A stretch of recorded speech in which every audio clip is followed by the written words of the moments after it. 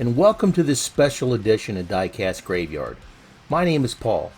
Today we're having a Halloween themed build-off with Paul at Fat Guy Productions. Now there's only two stipulations. We're both using the same car, and it's going to be really cool because we're going to see how different our thought process is when we're doing the car, and you have to have a wheel swap. Alright, let's get started. First thing you have to do, of course, is drill out the post so you can get the car apart. Go ahead and pry the car apart so you can get to the inside pieces. Now in this case here, this vehicle is fairly new, so we're not going to have to worry about evaluating the parts too much. We're going to do a complete paint strip of the car. Going to chop up a few things. Well, that's yellow. It doesn't really go with the Halloween theme. And we're definitely going to have to do a wheel swap here. Really hate destroying that purple color, but again, we're going with a Halloween theme. So I think I'm thinking about maybe some orange and some black. Let's file down the post and prep it for drilling to put a screw in there. Make it nice and flat. Now we're going to drill out the post and get it ready to accept a screw. I like holding it in my hand. I feel that I've got a better control over it. Some people put it in a vise, whatever.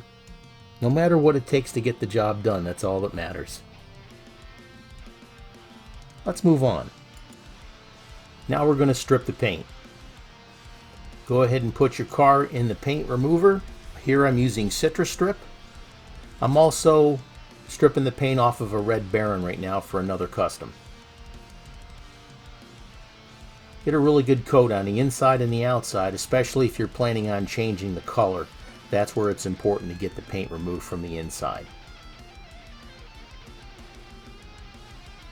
Coat it really well. Don't forget to hit that subscribe button and click on that little bell to be alerted to any future videos that come out.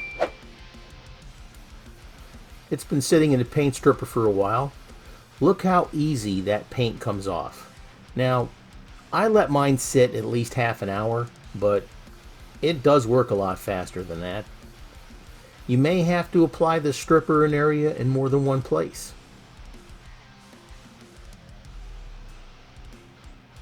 Comes off real easy. I got my Citrus Strip at the paint section at Walmart. And it's not that expensive. It's like $11 for a bottle. It's not that bad. Now we're going to go ahead and use a toothbrush and some degreaser. And we're going to clean off the base so we can start to polish it up. But you want to get rid of all that old paint remover first.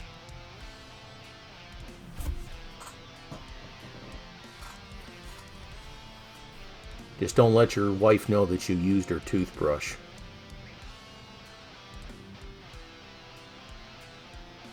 Rinse it off really good before you put it back into the toothbrush holder in the bathroom.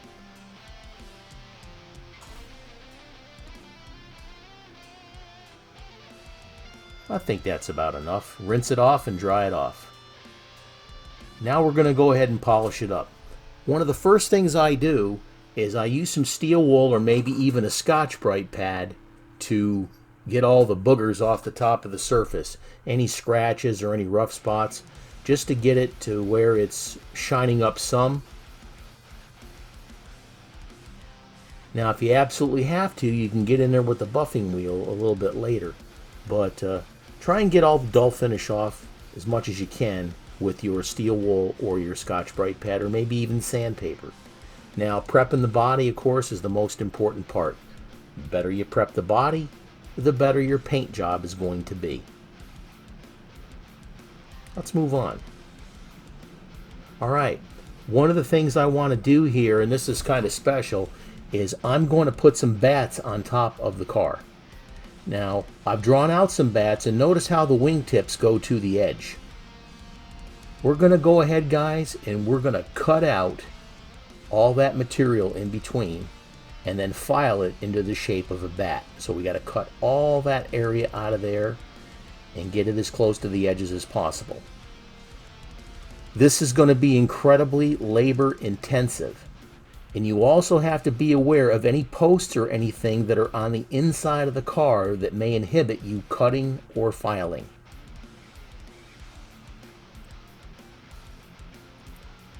I've drilled some holes to get some of the excess metal out of the way. Now, if you happen to be using a center punch or something like that, be careful because the metal is very thin and it will dent it up. Ask me, I know. Alright, like I said, this is going to be incredibly labor intensive, and I'll won't bore you with the details and everything, but pretty much you got to file everything out of there. I've got my jeweler's files and I've got my bigger files. It's just going to take a long time to do this. Alright.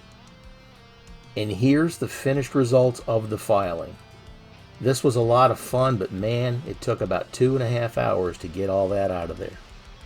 Now be aware that where the tips are touching the ends is very fragile. If you happen to be pushing on anything or trying to force anything, you can snap it off. Alright, the very first coat we're going to do here is Spectre Flame Orange. I've polished it down as far as I want to. I'm going to get the insides there a little bit. And then we're going to do a light tack coat on the outside. All the way around, constantly rotating so you don't get any runs or smears in the paint.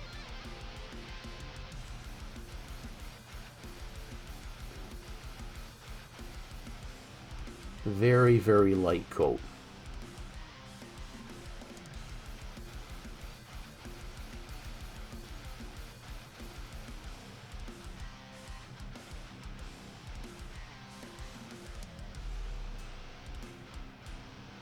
That's looking pretty good. Meanwhile, back in the graveyard. Alright, after letting it sit for a few minutes, we're going to continue on with the painting and start putting a little bit heavier coats on. Now again, make sure you're constantly rotating the vehicle as you're painting it because you don't want to get too much paint in one area. If you do, you will get runs, I promise you. A little bit more on the inside there. Now those cuts in the top of the van where you can see the bats, you're going to be able to look inside now and see the interior. But this also means you're going to have to cut down the windshield and the back windows on the inside because of the supports that go all the way through the roof, which means you're going to have to cut that whole roof section out. It's just trial and error, guys. Now you can do this too. It just takes time and experimentation. Take your time and experiment. Have a good time. That's what all these videos are for. To show you what we do. Also to show you the mistakes we make so you don't do the same thing. When we're recommending equipment, when we're recommending paints, we're recommending airbrushes or compressors or how to tape things off. Now my way isn't the only way. There are many other guys out there like Keith at Outlaw Speed Shop, Jeff at 164 Revival, Javier at Diecast Show Customs, and don't forget Jamie at Devil's Details Diecast. Over in the UK, Scale Street Garage, Mr. Funky over there, great guy. Look these guys up, they do fantastic work. The very next morning. Now we've let the orange paint sit about 24 hours. We're going to tape off the bottom and we're going to do the top portion in black where the bats are. Again, start off with a very light coat. And make sure you're not bleeding through anywhere. When you're looking for other channels, Diecast Outcast, go see what Brian has to offer. And especially Paul at Fat Guy Productions. Their work is phenomenal. Okay, we've done the light coat. Now let's go ahead and put a little bit heavier coat on there to get a good shine. Now, down below in the orange section, I plan on hand painting some murals. So here we go. That's going to be some more experimentation there. But we're going to have fun doing it.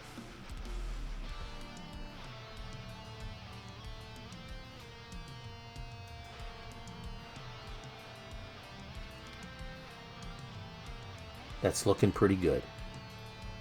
Now we're going to start painting the murals. I started with a white circle on both sides, and we're going to paint a moon. Now we're painting like a fog, or the glow of the moon around it. Again, guys, this is all experimentation. If I screw it up at this point, I'm going to have to strip it down and do the entire thing again. So be sure that you're putting on there what you want to put on. Give it sufficient time to dry before you start any of the other steps.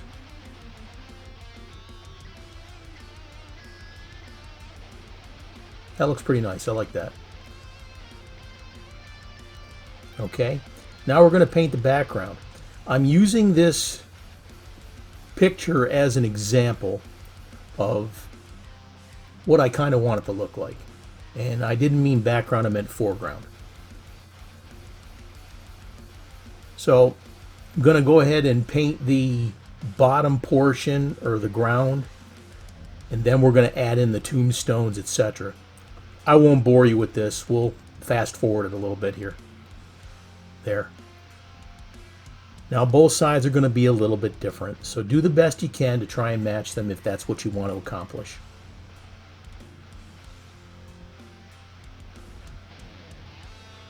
All right.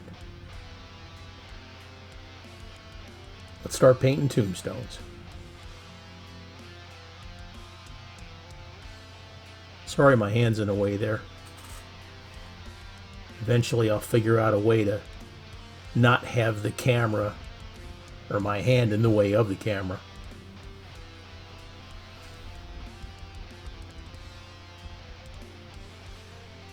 We'll fast forward this a little bit also.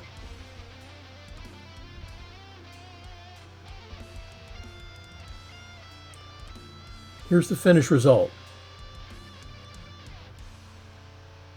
It's pretty close to the same on both sides, so I'm happy with that. Bats look good.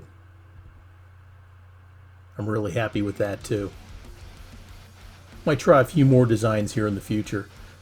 Now, what I want to do is I'm going to take these small skulls that I got off of Amazon. I'm going to drill a hole in the sides. And I'm going to use these as a mirror.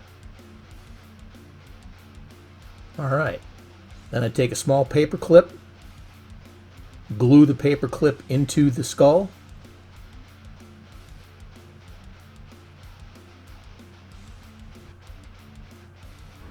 Before I started drilling on my painted model, I went ahead and used a different dairy delivery to experiment and see how the fit was and how it looked. I flattened off the back end of the skull as the mirror surface. Now I liked what I saw, and I'm going to hand drill this dairy delivery in the place where I want the mirror to go.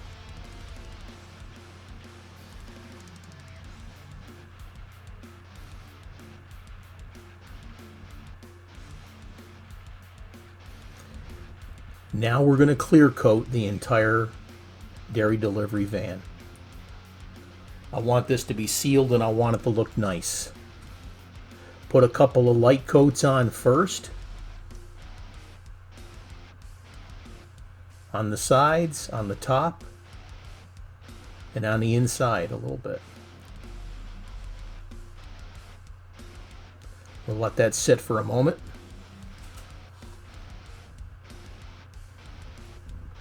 Here's what I meant by chopping up a window. So we chopped up the whole inside window that goes on the inside of the dairy delivery. Thought I got a little bit of glue on there, but I didn't. I was pretty lucky. I'm using 2-part epoxy here.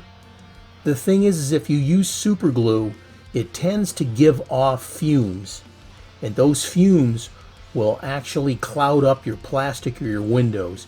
So you have to be extremely careful when you're using super glue. Sometimes you're going to use it, but use it on parts that aren't going to be seen, like your axles and things that you're holding in place. And this is what we started with. This purple dairy delivery, which I really love the color, but the decals had to go. We stripped it down, we filed out the roof, which I'm very happy with how it turned out. We did a wheel swap, and yeah, I'm very excited. And this is how we finished. I'm very, very proud of this. The paint job, the filing out of the roof with the bats in it, the skulls as mirrors, the wheel swap. I'm so stoked for this. Please, I'll leave a link below to Paul at Fat Guy Productions page to see what he built. Now, all my folks that are going over to his page, if you haven't already, please subscribe. All you folks that have come over from Paul's page, please subscribe to my channel. He's a fantastic guy. He does wonderful builds. He's a very talented man. So thank you so much for coming over to my page and seeing this Halloween build off.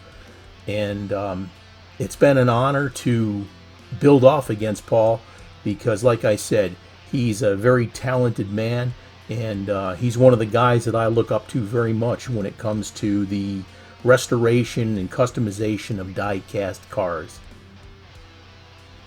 Happy Halloween to everybody out there. Thank you so much, and you folks are fantastic. Please like, share, and subscribe, and we'll see you again very soon on Diecast Graveyard. Take it easy.